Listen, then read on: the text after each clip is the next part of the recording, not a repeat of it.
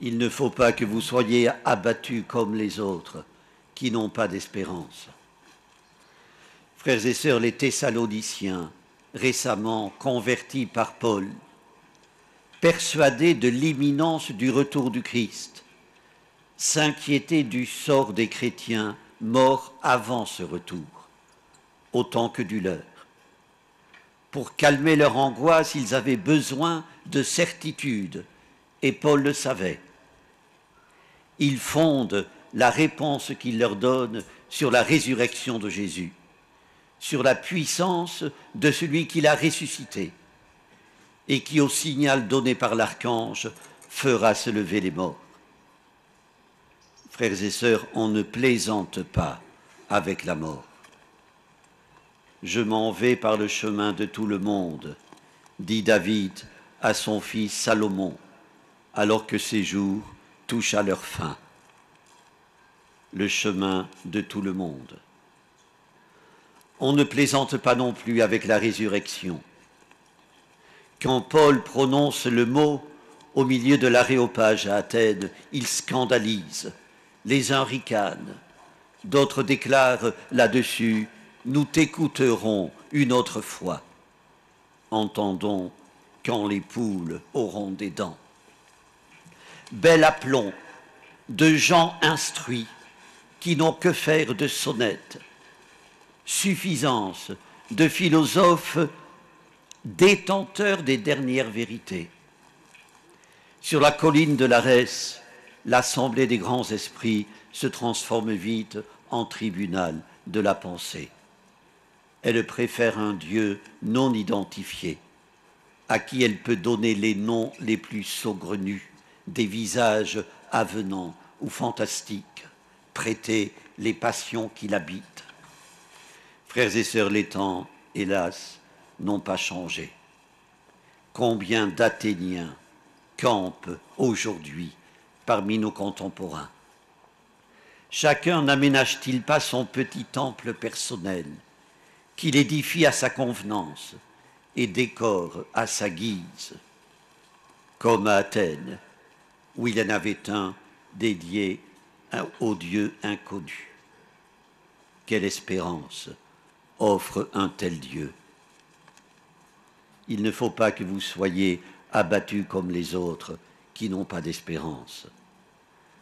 Frères et sœurs, avant Jésus-Christ, le monde ancien distinguait, je le dis grosso modo, le domaine des vivants et celui des morts. Quand quelqu'un mourait, il était enterré en dehors des murs de la ville, à moins qu'il ne fût de haut rang. La mort signifiait une coupure définitive, irrémédiable, avec le monde des vivants.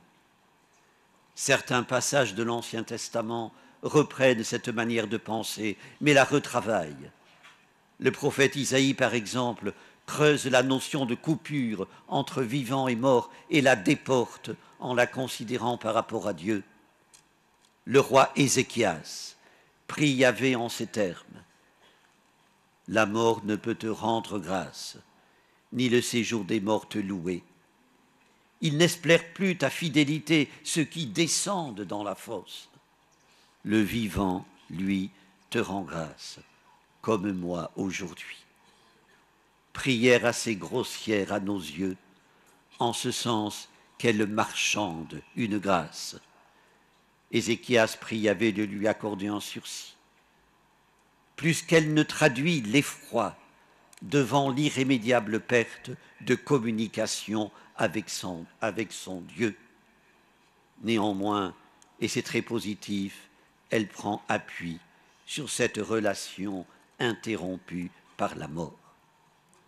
Frères et sœurs, Jésus a révolutionné cette conception de la mort et le sens qu'il convient de lui donner.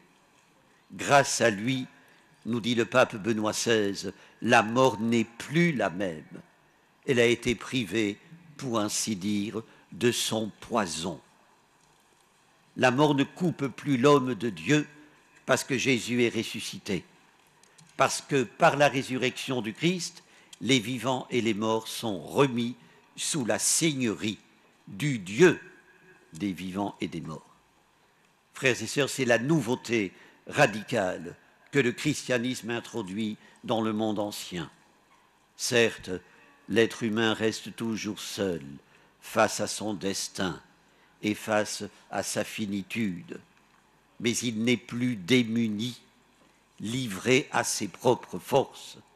Jésus se tient à ses côtés. Il ne faut donc pas que nous soyons abattus comme les autres. Il y a une Pâque, c'est-à-dire un passage, là où avant il y avait coupure. Il y a une entrée dans une vie nouvelle. Telle est notre espérance. Elle doit d'autant plus être fortifiée que le néopaganisme de notre temps propage qu'il n'y a de vie que terrestre et frappe d'exclusion le monde des morts, ce que les païens n'ont jamais fait. Le cardinal Capovilla, qui fut secrétaire du pape Jean XXIII, disait que, vu son âge, il est mort l'an dernier centenaire, vu son âge, il devait tout ramener à l'essentiel et mettre le cap vers le port. Pour lui, l'ange de la mort ne revêtait pas la forme d'un squelette tenant une faux dans la main. Il le voyait semblable à un rayon de soleil qui déchire les ténèbres. Et il citait saint Ambroise. Ne sois pas heurté par le nom de la mort, mais réjouis-toi pour les bienfaits de nos repassages. Qu'il en soit ainsi. Prions le Seigneur.